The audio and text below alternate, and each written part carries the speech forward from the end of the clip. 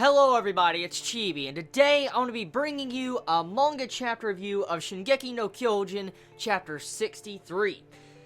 This chapter, I just want to point out one part that I never expected. I mean, there has been a torture scene before in this series of Attack on Titan, but the torture scene I saw in this chapter, I was like, fuck? It's like, I didn't even expect to see something like that. I read this on Crunchyroll, and I'm just scrolling through the pages, just reading, and all of a sudden I get to a freaking torture scene with Zackly torturing this noble dude. And I'm like,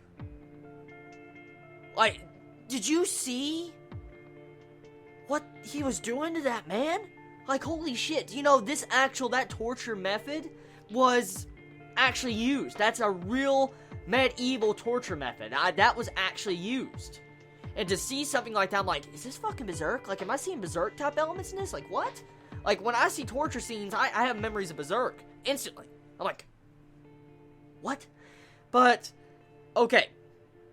Zackly, you're kind of a little bit of a sick bastard, man. You putting a tube on this dude, okay? Putting a tube in his ass. And you're forcing him to feed through that. And I'm like, the fuck, dude. Like, that torture scene, it's just shocking. Because if I'm correct, Shingeki no Kyojin is actually supposed to be in a shonen magazine. If I'm correct. I could be wrong. I could be wrong. I'll gladly accept it if I'm wrong. But if I'm correct, it's in a shonen magazine. I know it's not Shonen Jump, but I know it's in a shonen magazine. And I thought something like that's actually pushing the very limits of a shonen, like a shonen magazine. So, anyways, moving on past that entire torture scene, which was pretty freaking disturbing in different levels, because I didn't expect that from Attack on Titan, Zackly. With that character aspect, we find out about Zackly's personality. And personally, it's cool and all how we found out more about him, but I don't know how I really will feel about Zackly after finding out this other side of him, with him torturing people.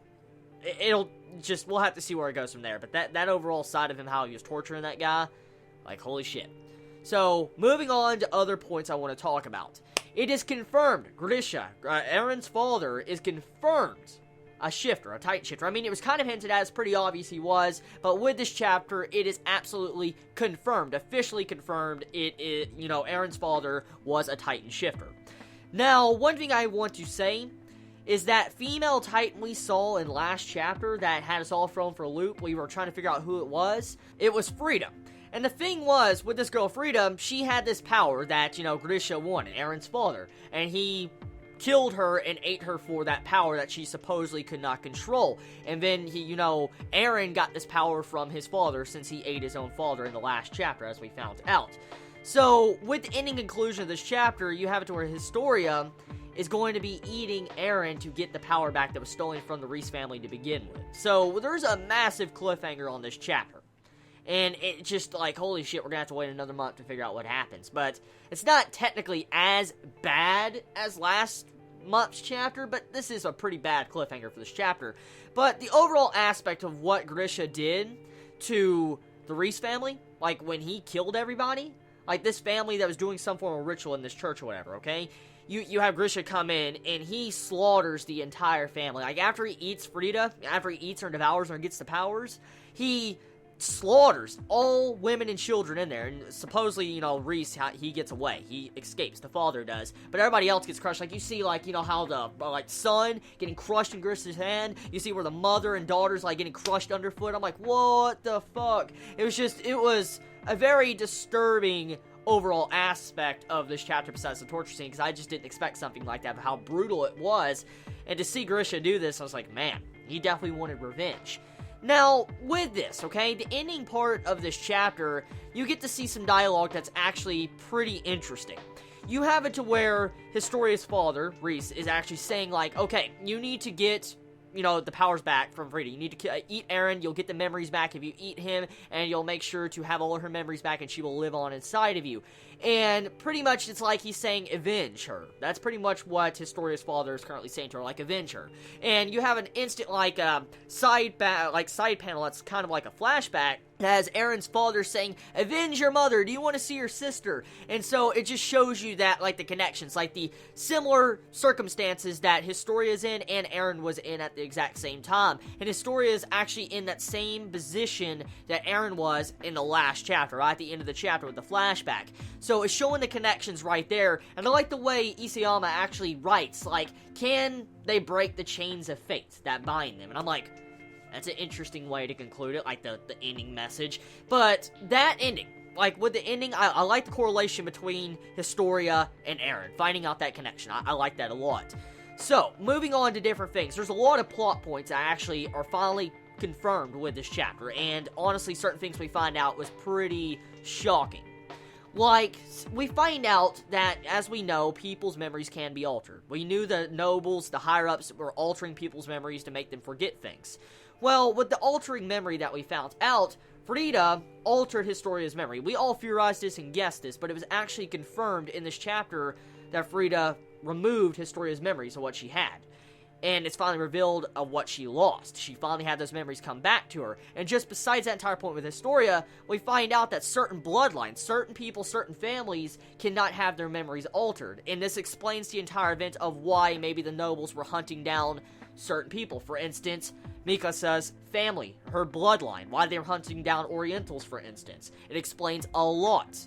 Because they, supposedly, from what was told, is that this bloodline of Mikasa's actually has, like, a power inside them. Supposedly, when they're, like, from what we saw, is that they activate a power and they know what to do. As we saw a long time ago in Attack on Titan, in the earlier chapters, Mikasa in her flashback, when she was pinned and she was about to get abducted and sold off, she, managed to kill 2 grown adults with Eren. We remember that. And the thing is with this chapter, that was some pretty incredible foreshadowing from Isayama to foreshadow since the very, very early days of Attack on Titan to this point, to where the certain bloodline or certain bloodlines in the wall have certain powers. We don't know exactly what the powers are, but from my guess and the information that was given to us from this chapter, I'm going to take a guess and say that most likely the bloodline power they have is probably where their memories can't be altered, or where maybe they could tap into earlier memories that other generations had, since there has been a lot of, a plot concerning memories recently, especially with, how Titans can eat other Titans and gain their memories back. That's exactly what Historia is going to do with Eren. So a lot of plot has been shifting towards memories, and maybe that's exactly what the bloodline power is, pretty much what, Mikasa has. So, another thing I do want to move on to besides this factor is the name. As we know, Kenny has the exact same name as Levi and Mikasa, the same last name. And this was brought up chapters ago, like 5 to freaking 8 months ago that we found out about this. And I mean, it's all been in question, like, who the fuck is this? Like, are they related in some form or way since they have the same last name? Well, it really upsets me how Levi doesn't really talk to Mikasa about this. He just mentions that Mikasa has the same last name as Kenny, and then, Levi just found out his full name yesterday, and so they really don't have a big conversation with that. They just go into the depth with the bloodlines of how, supposedly, Mikasa and Kenny activated this strange power to where they knew what to do at an early age when they were younger, and that's all the information we got, which kind of upsets me, because I wanted to find out more about the connections between Levi and Mikasa.